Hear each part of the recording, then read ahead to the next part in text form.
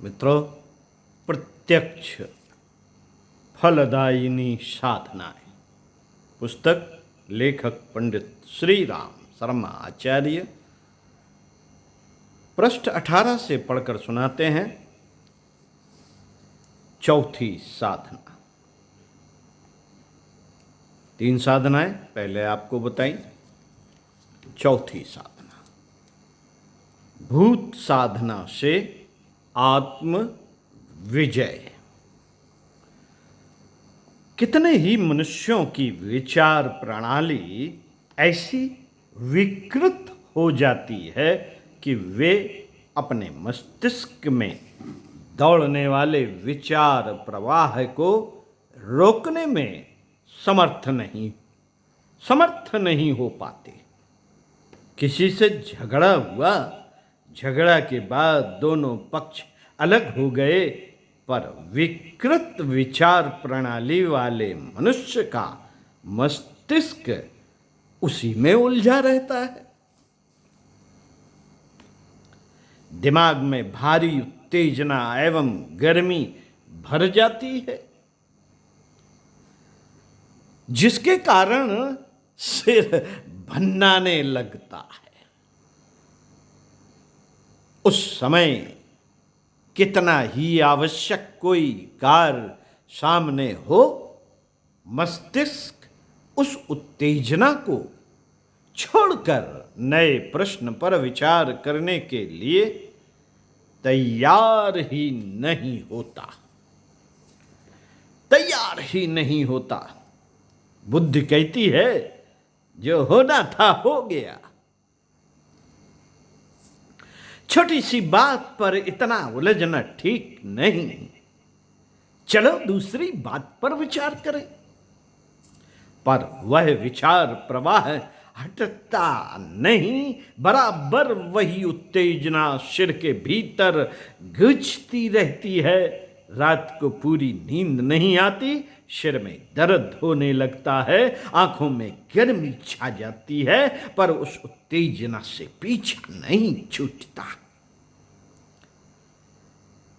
इसी प्रकार कितने ही व्यक्ति चिंता, शोक, ईर्ष्या, अहंकार, द्वेष, लोभ आदि के कुविचारों में बुरी तरह डूबे रहते हैं। वे इन विचारों को छोड़ना नहीं चाहते, पर वे छूटते नहीं। लौट लौट कर वह बातें दिमाग में भर जाती हैं। यह दूषित विचार प्रणाली का परिणाम है। यहां एक प्रकार का भयंकर बंधन है, जिसमें बंधा हुआ मनुष्य विवश होकर कहीं का कहीं घिसटता फिरता है। इन विचारों की गुलामी से छुटकारा पाए बिना आंतरिक शांति प्राप्त होना कठिन है।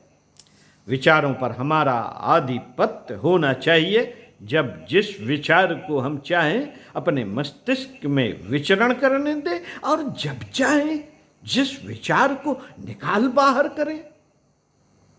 यह स्थिति प्राप्त करना अध्यात्म क्षेत्र के पथिकों के लिए बड़ा आवश्यक है। विचारों पर काबू पाना एकाग्रता में सफलता पाना है। एकाग्रता मानसिक उन्नति का सर्वोपरि हथियार है। मैस्मेरिज्म में दूसरों को निद्रा में लाने का प्रधान साधन एकाग्रता पूर्वक तीव्र दृष्टिपात ही तो है। ध्यान में एकाग्रता ही मुख्य है। समाधि एकाग्रता की ही सिद्धावस्था है। व्यापारी, वैज्ञानिक, कवि, चित्रकार, नट, लेखक, विचारक, शिल्पकार, कलाकार, सरीखे प्रतिभाशाली वर्गों के सफल व्यक्ति एकाग्रता के ही प्रभाव से अपनी प्रतिभा चमकाते हैं। जिसमें एकाग्रता नहीं, वह मानसिक क्षेत्र में कोई महत्वपूर्ण कार्य नहीं कर सकता। साथियों, बारूद को जमीन पर फैलाकर उसमें आग लगाई जाए तो वह भस्म से जलकर समाप्त हो जाएगी, पर उसी बारूद को बंदूक की नली में रखकर केवल एक नियत दिशा में ही चलने दिया जाए तो वह भयंकर शब्द और प्राण घातक चोट करती है। विचार भी यदि बिखरे रहें, अस्त व्यस्त रहें, तो उनका कोई महत्व नहीं, पर जब वे एक स्थान पर केंद्रित किए जाते हैं तो एकाग्रता की शक्ति के साथ गजब के परिणाम उपस्थित करते हैं। एकाग्र मन जिधर भी लग जाता है उधर ही सफलताओं का ढेर लग जाता है। मित्रों, विचारों पर काबू पाना ही मन को वश में करना कहलाता है। पतंजलि ने चित्त वृत्तियों के निरोध को योग कहा है। जिसने अपने मन के ऊपर विजय प्राप्त कर ली, समझिए कि उसने संसार के ऊपर विजय प्राप्त कर ली। महापुरुषों में यही विशेषता होती है कि वे विचारों के प्रवाह में नहीं बहते, वरन जिधर चाहते हैं उधर विचारों को बहाते हैं।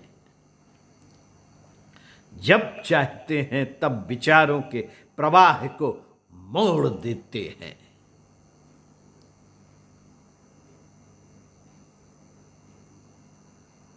जब चाहते हैं तब विचारों के प्रवाह को मोड़ देते हैं, बदल देते हैं, पलट देते हैं एवं बंद कर देते हैं।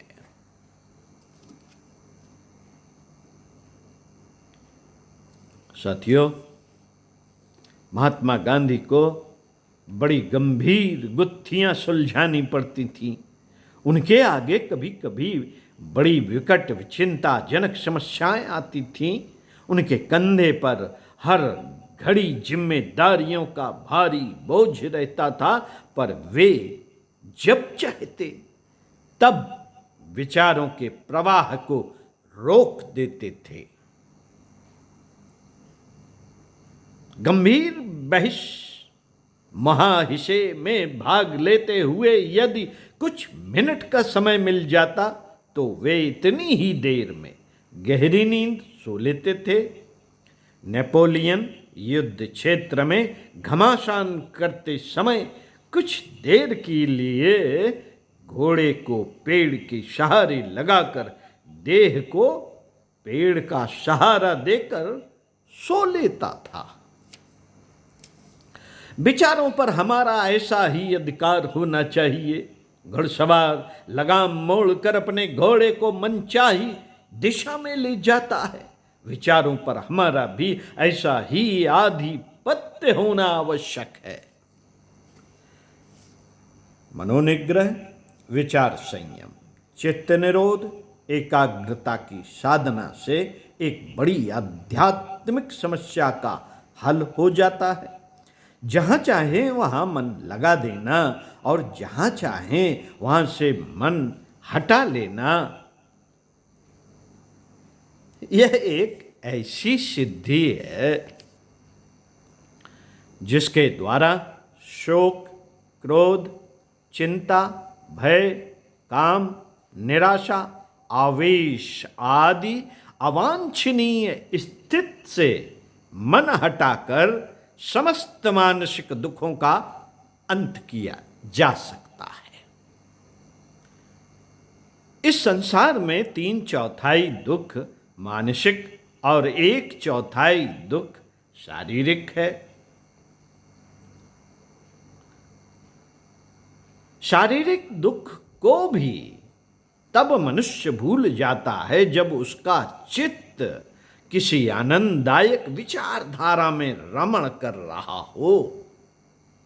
जिसका मन काबू में है, जिसका आहार विहार संयमित है, उसे वैसे भी शारीरिक कष्टों में नहीं पड़ना पड़ता। पर यदि कदाचित कोई प्रारब्ध भोग का कष्ट आ भी पड़े तो उसे संतुलित चित्त वाला व्यक्ति आसानी से हंसी हंसी में ही सहन कर लेता है। इस प्रकार सांसारिक दुखों से छुटकारा पाकर मनोनिग्रह ही आत्मानंद का सुखोपभोग करता है। हर घड़ी विपरीत, हर घड़ी विपरीत परिस्थितियों में रहकर भी उसकी आंतरिक शांति नष्ट नहीं होती। ओम शांति। अगले वीडियो में बताएंगे कि मन को निग्रह, मनोनिग्रह की साधना।